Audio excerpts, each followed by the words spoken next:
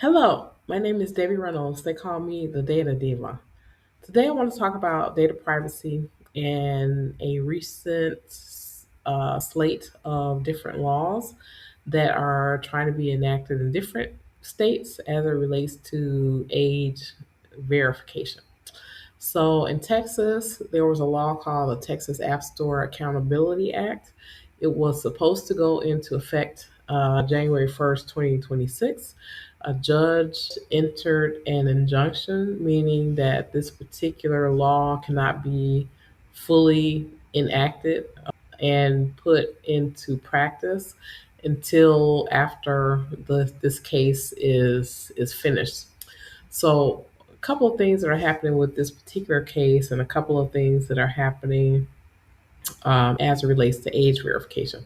So, this case really is about the constitutionality of age verification and making people submit information to app stores about their age to be able to see particular content. So, the idea here is that this law wants to make app stores responsible for understanding the age range of a person, and then app makers, based on that, if their content is in line with what they think is appropriate for a certain age, especially if someone's under 18, they have to take additional steps to be able to make sure that the person doesn't see certain content.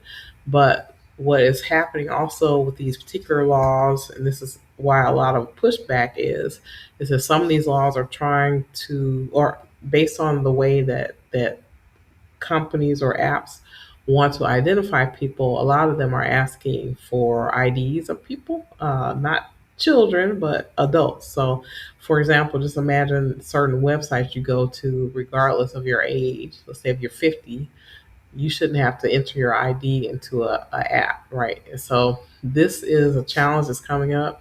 This particular case is really about not only the constitutionality of things, but whether this law is overbroad if they can achieve the same goal uh, without going too far. So I think a lot of people are watching this. There have been other age verification type laws that have been passed in other states. They're very different in how they're going about it, but a lot of it is really around who is responsible for figuring out the age of someone.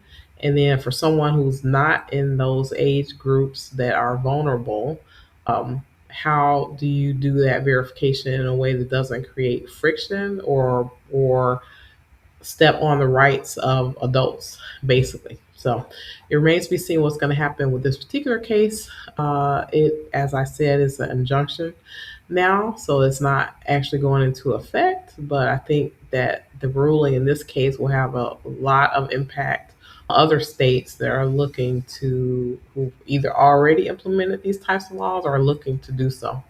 That's it. Thank you.